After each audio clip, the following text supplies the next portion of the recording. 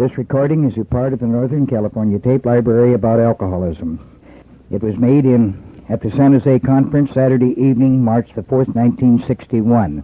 And the speaker is Ebby Thatcher, the man who helped Bill get sober. Ebby is speaking on the early days of AA when it started. This man has a message for all of us, that when we leave the room tonight, we can't help but love this man.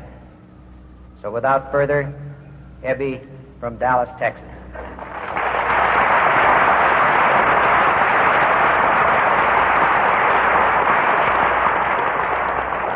Thank you. Yeah, I'm sold on San Francisco. You can say that. I had two charming ladies take me on a tour today, and they certainly did a fine job. I saw everything I wanted to see in a short time. I had lunch at the Cliff House and saw the Embarcadero and Fisherman's Wharf and the top of the Mark. We covered a lot of ground. And it's nice to be here. I've been asked to go over the early ground of AA, and to do so, I've got to give you some of my background as a young man.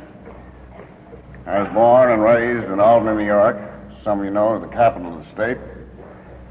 And my father and mother rented a summer cottage in Manchester, Vermont, which is only 60 miles away.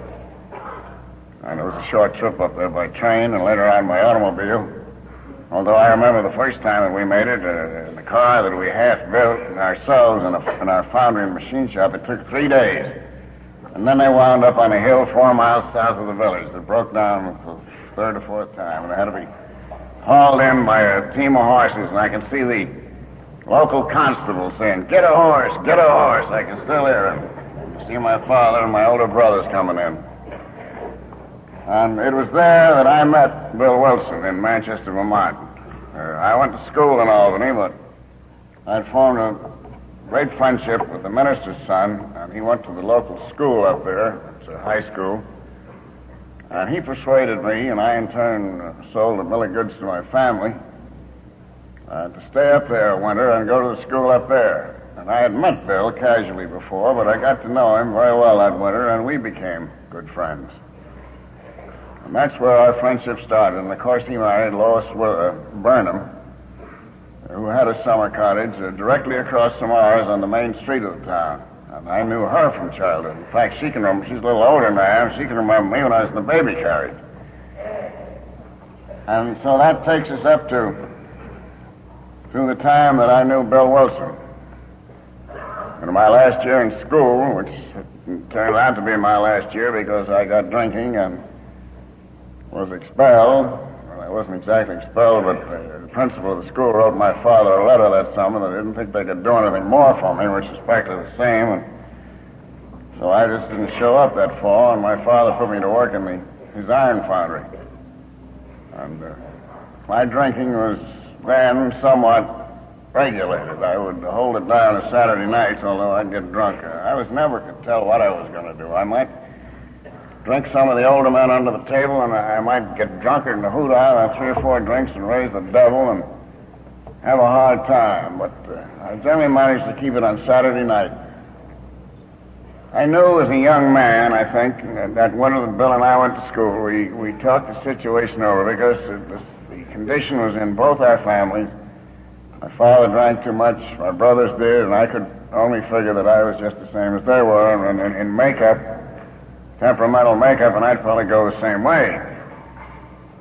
But one time in Albany, I walked into the barroom of the Hotel Tonight, and I ordered a glass of beer, and it was the finest glass of beer I ever tasted, and I said, "This is for me." Just that one beer, just a little warm feeling it gave you. And I used it because I had no confidence as a young man. In the gathering of people, I was all right with 1 or 2 of my cronies, but when I got on the gathering, I was lost. And I found that alcohol would overcome that, and I'd become more or less the life of the party. And I guess that's what I wanted to be. I wanted to be kingpin in everything I did, probably. And yet I wasn't quite good enough. And that alcohol brought me up to the point where at least I thought I was. But it began to get pretty bad as the years went on, and the Saturday nights drunk progressed into 1 or 2 nights during the week. And when the Christmas holidays came around and the Debs came out and the dances and all that, why, I didn't get much work done in the foundry. I got to drinking pretty heavy. And it went from bad to worse. And I was in lots of hot water and lots of trouble. Got so that I'd go on and drunk and couldn't get off it. I remember taking the first drink in the morning, and that started the ball rolling right back in the bottle again. Well, to skip a lot of the blow-by-blow description and get up to 1934, I was living alone in the house in Manchester. My father and mother were both dead. And strange as it may seem, we'd never bought a house up there until 1923. And my mother died in 27 and father in 29, and I was living there alone, and I was drinking to beat the devil. My brothers were all married, and they'd taken most of the furniture, and they'd left some stuff for me, and I lived there. And I was trying to paint the house alone. And I had a ladder. I didn't have sufficient equipment, and I was too shaky to get up on that ladder. And I was making a mess of things, generally. I'd been arrested a couple of times for drunkenness out around the town. And 3 times in Vermont, there's a mandatory 6-month sentence in the state prison. So these fellows came along, a couple of them that I'd been drinking with, used to drink with, known them for years, and they collared me down at the house one day, and they started talking to me about this Oxford group they'd become interested in. And I listened because they made sense. I know that I don't think that they were alcoholics in the sense that I am. They both drank heavily. But I think that they were more or less power hungry, though, both of them. One was a New York stockbroker, and he just wanted to have the world by the horns where he could run it. But they talked a lot of sense to me, and they left a book with me, and they said, now, you've been trying to run your life your own way. You're down on your luck, and you're not getting anywhere, and you're drinking yourself to death. Why don't you try turning your life over to God? Well, that made sense to me, and I sobered up for a few days, and I wrote my brother-in-law that I'd like to get some help on the house, and he wrote back and said, go ahead, get a local painter and see what kind of a deal you can make with him. Well, this man had sent over a lot of equipment and one of his painters, and the two of us got the thing done. We took over 2 weeks to do it because it was a big house and a lot of work that will be done around cutting sashes on the windows and everything. But as soon as that house was painted, I lost all interest again. There was nothing to look forward to, no goal to strive for. At least that house painting was something to be done, to get accomplished. So I went right back in the bottle again. And I was apprehended by the local law for a time. And I appeared before the judge down in Bennington, the local constable whom I went to school with that one year. He took me down there, and I appeared before him. And it so happened that he was the father of one of the boys that had come to see me, Seaver Graves, and this was Judge Graves' his father. And this was Friday, and he said, well, you'll be back here Monday. And he said, I want you back here sober. And I'm just mentioning this. It's a very little incident, but in my life it was a big one. It really meant something. When the lad that I went down with drove me back to the house, and I went in there all alone, I remember that I had 3 nice cold bottles of ale down cellar. And I said, well, if I drink that ale and space it along, it would just sort of keep me up a little bit. I won't hit the depths. And I can't possibly get drunk because I can't get any more in town. Everybody knows about this, and I've shut off my supply. And I walked down cellar, and I picked up one of those bottles, and I said, no, wait a minute. The judge says, don't come back there sober, but this isn't exactly cricket. Don't take a drink, is what he meant, really. And you could get back there sober, and he'd never know anything about it, but it isn't exactly honest. So I walked upstairs again, and I got up there, and I said, oh, the devil, and this little devil sat on my shoulder. Go on down and take that ale. And I walked up and down the stairs 3 or 4 times. And finally, I picked them up and put them in a carton and took them over to the man next door, and I said, here's a present for you. And believe me, that was the weight was lifted off my shoulder. It really was. I felt a release from that time on. And I know that night, I sat down beside my bed and said my prayers like I hadn't said them in years. And I said to God, I said, I really mean business. I want to quit this drinking. Well, I stayed around the house for a couple of weeks. It was in October, and beginning to get cold, and there weren't adequate. I didn't want to start the furnace. It was a hot water thing. And one of these men that had come to see me, I didn't know. There was a third man that had come along into the picture. And he also had become interested in the Oxford group. And he said, well, why don't you shut up the house and come down and stay with me for a few days? He lived in a town below, about 15 miles below, south of Manchester, and he had a home there. And he said, why don't you come and live with me? And we got a lot of speaking to do. And less than 2 weeks after I joined this thing, I got interested in it. I was out talking my head off at various places in Vermont. One weekend I spoke 5 times at 2 churches, a junior college, and 2 town meetings. Now, I don't know what I spoke about or anything, but I guess the people could sense the fact that I had found something.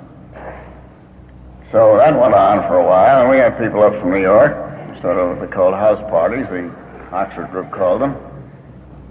And then I went down to New York, and I stayed with one of these lads who'd come to see me for a week or 2 weeks. And then he made an arrangement with Calvary Episcopal Church, who ran a mission on 23rd Street and First Avenue in New York City in what they call the Gas House District. It used to be called that. And for me to go down, they had a brotherhood of 12 men who ran the place, supposedly under Oxford Group lines and principles.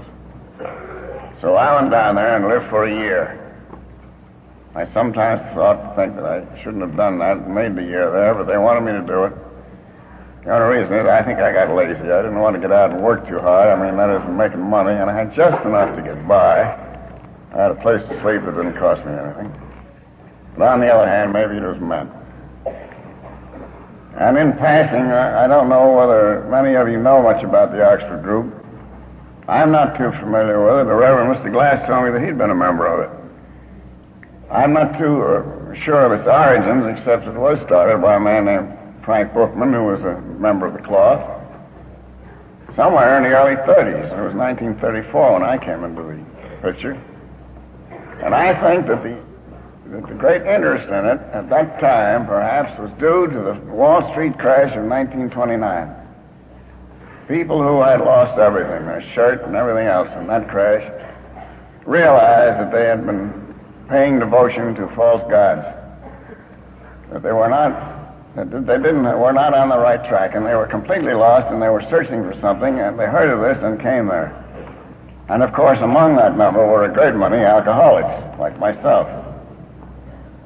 And I was there, and I really went into the thing with spirit and tried my best to learn everything they had to teach, and they were pretty thorough in their indoctrination. They had some very fine men, very wise men, too. And I tried my level best to get something out of that. And I think the reason that they failed, although I understand that they're still in existence out here on the West Coast under the name of moral rearmament. They changed the name. And that name in itself was a misnomer, because the thing started here in this country, and people went over to Oxford University in England, and in turn from there they sent what they called a team to South Africa, and some reporters there got a hold of it and referred to them as the group from Oxford. And that name stuck, and it's called the Oxford Group, and it was no more the Oxford Group than Man in the Moon. But I tried, and it was during this time that I was living, and I'd gotten in the mission, that I heard about Bill Wilson, and I heard that he'd been drinking heavily and was not wanted in very many offices in Wall Street where he worked. He'd made such a mess of himself. So I determined that maybe I could help him, and I really put some thought into it, because I knew that Bill would either take it, lock, stock, and barrel, and go for it, and he'd really put his weight behind and get in and push, or he'd reject it. And I think the reason he accepted this was because he saw me sober after so many years of drunkenness, and he was in great need at the time. It just so happened that I was the man who came along at the right time when Bill needed it, with what happened to be the right medicine. So Bill came and went to the Oxford Group meetings with me, and we did a lot of work together. Bill, when I first saw him that night, didn't sober up right away. But 3 or 4 days later, he came to one of our meetings at the mission. We had meetings there every night. We had new men, and we gave the ones beds that we could, and we had available beds. And Bill came there with a sailor, and he was drunk, and he even insisted on getting up in the rostrum and making a speech. And the superintendent said, "Get him down." And I said, "Let him go, see what he's got." Well, he was all twisted up as a drunk is, but he had gotten something out of my talk. As he walked to the subway with me that night, and he said, "I don't know what you got." And he said, "Whatever it is, I want it." So, next thing I heard was that he'd gone to Towns Hospital. He got himself 3 or 4 bottles of beer in a taxi, and he drank the beer on the way up in the taxi. And I went up to see him, and I visited him there 2 or 3 times. And when he got out, I sort of rode herd on him and got him to come around to meetings, and pretty soon he really took a hold of the thing.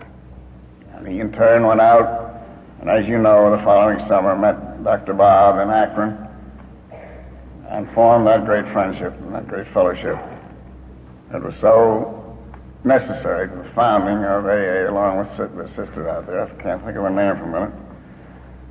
Which was so necessary to the founding of AA. Of course, Akron claims that they were the first AA group. I don't quite see how, because from the Oxford group meetings, Bill Wilson continued the meetings on at his house in Brooklyn. And then we went to Steinway Hall, and so New York had a group that was in perfect succession all the time. But when it became Alcoholics Anonymous, and when it from springing off from the Oxford group, I can't tell you, and I don't think Bill can or anybody. Nobody kept a diary, and nobody knew what it was all about, and you go back 27 years, and it's pretty hard to remember all the details or to get things straight. The book came out about 1939, and of course that was a great incentive, and so was the article in the Saturday Evening Post, Jack Alexander. Well, in the summer of 1936, after I'd been in New York nearly 2 years, I decided to go back to Albany. And I lived in the mission, and I'd moved from the mission over to Bill Wilson's house, and I wasn't doing much more in the line of endeavor for pay than I had in the other place, and I decided I'd better go back to Albany, my hometown, where I'd made such a mess of things, and where I had so many amends to make. And I did. I went back in the summers, in July or August. I finally got a job at Ford Motor Company up in Green Island, which is 8 or 9 miles north of Albany. And I worked 2 weeks on the day shift and 2 weeks on the night. And I used to come down when I was working on the night shift. I got through Thursday morning. Wasn't due back in again till Sunday. I'd come down to New York every 3rd or 4th weekend. And I don't know, I was getting away from the track somehow. I was getting away from what I had found. And I guess there was some one thing that I wanted that God hadn't given me. And I figured that something was wrong, and this little boy had been mistreated. So I got off. I know that one of the men that worked with me in Ford said the last week before you went to New York on that last trip, he said, "You were just like a piece of steel wire." He says, "You were so tense." He said, "I knew something was going to happen." He wasn't an alcoholic himself. Well, I used to see a girl down there. There was no romance in her. She was just a friend, and take her out to dinner. And I took her out to dinner this one night, and she always had a Scotch highball, possibly 2, and that's all. She wasn't innocent anymore. That was enough. Just sociability. A little pickup. Well, this night I ordered one. She said, "What are you going to do now?" She says, "Kick your legs out from under you. You got 3 or 4 months, nearly a year sobriety, or 2 years sobriety, and you're going to kick it all and throw it away?" I said, "Oh, 1 week won't hurt me." Oh, no. That night at 12 o'clock, she finally got the taxi, let me off the Lexington Hotel in New York and got rid of me because I was roaring drunk by that time. And I called Bill up right away, and he sent a couple of guys over the next morning, and they got me out of the hotel and over to his house. But it didn't do any good. You start a cycle like that, you got to finish it. And Bill went away for that weekend, and there I was in the house, and he told me there's a bottle of Scotch in there. My suffering's so bad, I needed a drink, so I just stayed drunk for a week there. And I finally went back to Albany and back to the Ford Motor Company. I showed up there Monday morning, and the superintendent met me at the clock, and he said, "Where you been?" I said, "I was down in New York, and I was taken sick with ptomaine poisoning." Yeah. That's my story. I'm going to stick to it. And he says, "Go on back to work." And I had a man back there, a straw boss, who didn't like me for sour apples, and I guess the feeling was mutual. I went to work on this machine. I was an inspector in the Springs Division. And I picked up a leaf of the spring to put it on this testing machine. He said, what are you doing back here?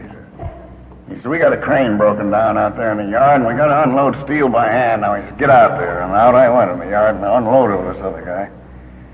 And I swear, at the end of that day, my hands, I couldn't open them. They were just cramped from that flat steel.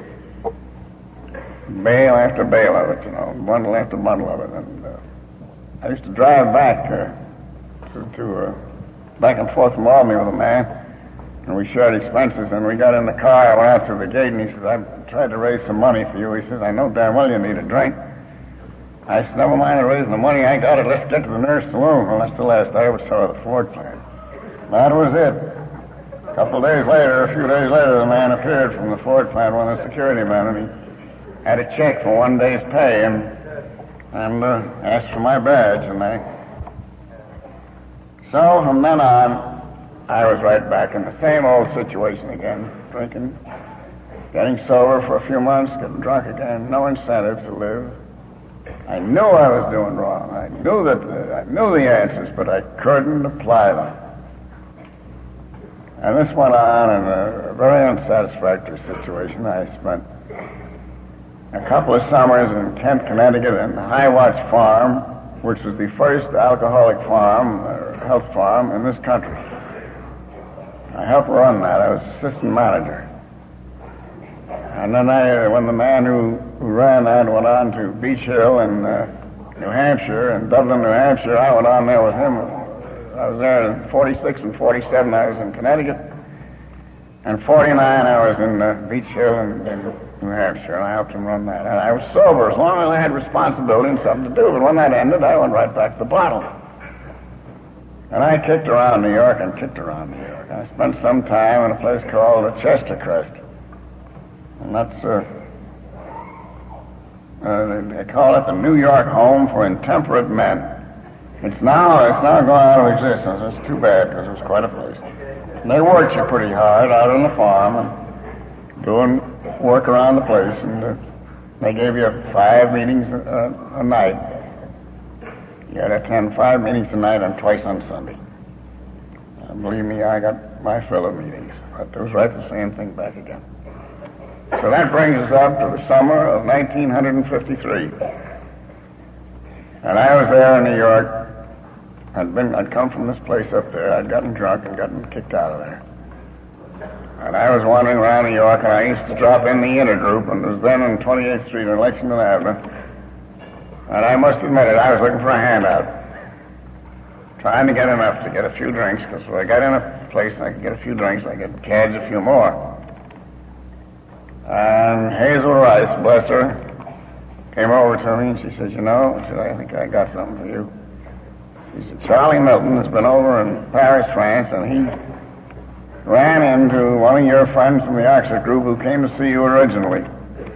And then, in passing here, I must say that these men deserve as much credit as I do for taking the message to Bill, because they brought the message to me.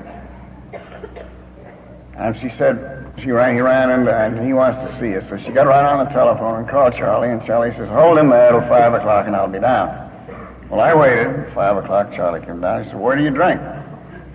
And I said, over on 3rd Avenue, right over there on 28th Street. And he said, come on, let's go over. And we sat down and walked to the bar and got a couple of drinks and sat down. And I got a drink. He got a Coke. And he said, well, how would you like to go to Texas? Texas? My God, who wants to go to Texas? I said, they got no water down there. The cattle are dying all over the place. I don't want to go to Texas. I'm broke. I haven't any cent to my name, and I have no clothes. Well, he said, I think it'd be a good idea to get you out of New York, and I think I can arrange to have you taken in down there. Maybe some of those guys will take you in on a ranch and get you full of health again. Well, he bought me another drink, and then he said, here's $5 now. He says, you think this thing over. He says, I realize it's quite a proposition to take and swallow in one night. So I went home and I drank up to my limit and saved $1. I think in those days that I learned to drink somewhat because of necessity. I had gotten so sick of being out in the cold weather in New York all night long and riding the subways and getting pinched and spending 10 days in Rikers Island, which is not pleasant. And it's not pleasant to walk around those streets in the slush all night long. And I used to walk from 14th Street up to 76th Street and back, and over 42nd Street to 5th Avenue, down 5th Avenue to 14th, and over again and back up. And it takes 3 or 4 trips like that to make a night, until something opens, and if it's 4 o'clock in the morning, or if you haven't got a sensor, you can get a... And I guess I learned how to hang on to that 75 cents, and maybe a quarter over to get a start in the morning. It's 75 cents to get a bed. So he repeated the performance. He came down at 5 o'clock and took me over there and bought me another couple of drinks and then gave me the $5 again. That was Thursday night, and he said, if you want to take this thing up, you come over to see me. He said, here's where I live, here's my telephone number. Well, I had saved enough from the night before that I could go through Friday night, and I went through Friday night all right, and Saturday morning I said, this is it. And I walked up there to see him. I went in his apartment house, and he was out in the street, and I just happened to catch sight of him. He came in. Well, he said, you get ready to go to Texas? I said, I don't know about Texas, but I've quit drinking. And I said, no. I said, last night. Well, he said, let's go up in that room, and we'll have a cup of coffee and talk it over. So he sold me the Texas idea, and he took me out and got me a clean shirt and gave me a hot shower and threw away my underclothes and got some fresh stuff. And he called Dallas and got a hold of Ole Lancaster and Cersei Whaley, and they made arrangements. They said, yes, I can hear Cersei. Or I think it was Ole, his booming voice in the other end. All right, send the Yankee son of a bitch down here.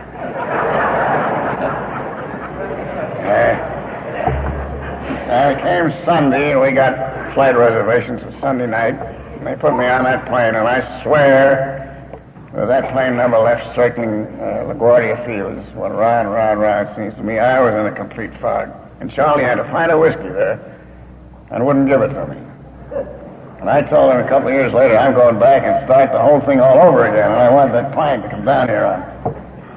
Well, they put me up. Cersei Whaley was running the Texas clinic at that time, and they put me up there. But they didn't give me a drink, and they did give me some goofballs, and those things just make me nuttier than the 7 fruitcakes. And the next morning, there were a bunch of people in and out of my room. You'd think I was Exhibit A. They wanted to come in and see this damn Yankee curiosity who couldn't sober himself up, but had been able to sober Bill Wilson up. And there I was going through this thing, and there's anything I don't want is people around me when I'm going to hang over and coming off one. I just want to crawl off in a corner. And there were more people in and out of that room than you think of some Hollywood celebrity being interviewed. So I just burrowed further into the bedclothes and just hid myself, and it was hot in there, and I'd turn off the air conditioner, and Cersei would come in and say, what do you turn that thing off for? I said, because it's playing music. And it was. All the symphonies and bands and everything else marching. I went out in the street one day trying to find the band, and they couldn't find it. And I used to stand and look out of a little porthole they had in the front door, like one of these observation doors, and there was an apartment house with a balcony across the way, and I'd see a chair over here on the right, get up and float over and get down over here. I thought that I was never coming back. I mean it sincerely as I stand there. I thought my mind had never come back. And there was an old colored lady in there. She says, you leave Mr. Ebby alone and let him come out of this in his own way. She said, he'll get well. But they were just about ready to send me to a state hospital and commit me. I was gone. I went out walking one night, and I don't know where I walked, but I walked at 4 o'clock in the morning, and the police picked me up. And they put me in one cell after another.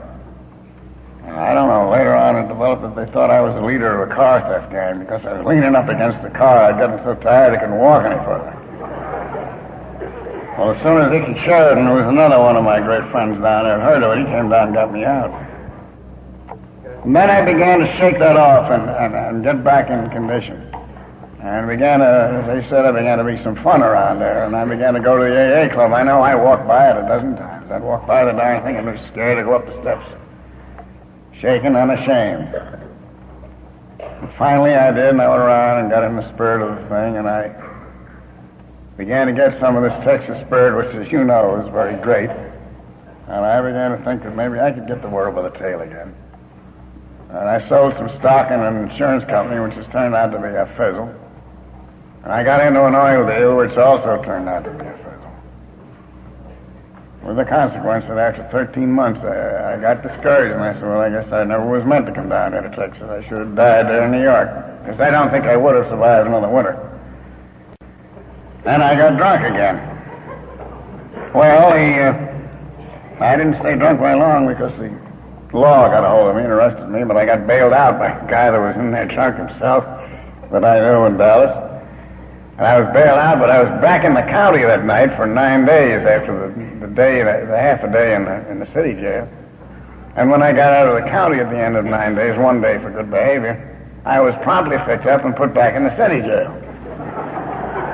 So my drinking was stretched out over about 3 weeks, but there was only about 4 or 5 days of active participation with the bottle. But then I had that long period of going right back into that mental depression again and thinking that there was no use. And scared to go out on the street, scared to meet, and every time I'd see anybody with a uniform on, I'd turn right around and run. I was scared of that. But I got out of that. I began to pick up, and then I think finally I began to realize that that the oil wells were not going to come in. That I had to accept that I had kicked myself around, whether it was wholly my fault or not, didn't make any difference. The result was there that I kicked myself around so long, and it was going to be extremely hard to get a job, and that I would have to settle for what I could do. And I went to work for one of the boys there who owned a printing plant, and I worked for him a year for the magnificent sum of $37 a week, I think. And I didn't have a car in those days, and then I was out of work for a while, and I worked with Icky Sheridan out on the road he's a construction man. I was his flag man on 2 or 3 jobs over in Irving around there. And then I worked with Ben Thompson in a brickyard, and he was reclaiming old brick and selling them for antique brick. And then my present boss came along and gave me this job, and I've been there ever since. And I've been thankful that I could again assume responsibility, and I have been helping out another person in Dallas. And that has given me some incentive to stay sober, so that I've been able to get together 6 years. And that alone has helped me. I am trying to forget the big shot stuff, although sometimes when the pressure of money is on, it is hard to go along and not complain about the pricks of life. But nevertheless, I say to myself, if I had lived hadn't been sent to Texas, I would have died there in New York. And so I'm grateful to Charlie Milton and Seaver Graves in Paris, and Charlie who put the thing into motion and followed it through, and it cost him money, and it cost him time and effort to send me down to Texas. And I'm grateful to the people in Texas who were patient with me until I snapped out of it and came out of the fog. The gang in New York was disgusted with me, but there were a few like Hazel Rice stuck by me and figured that I had it in me if they can only get me in the right spot. So I must put aside the things that I think I'd like and things that I want and yet are not good for me probably, and be grateful that I am alive and able to assume the responsibilities of a man and hold a job down. And I am also grateful that I'm able to come out and make these talks.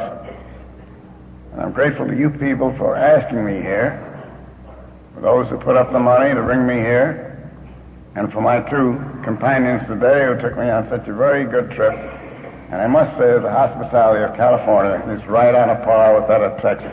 And I want to thank you all.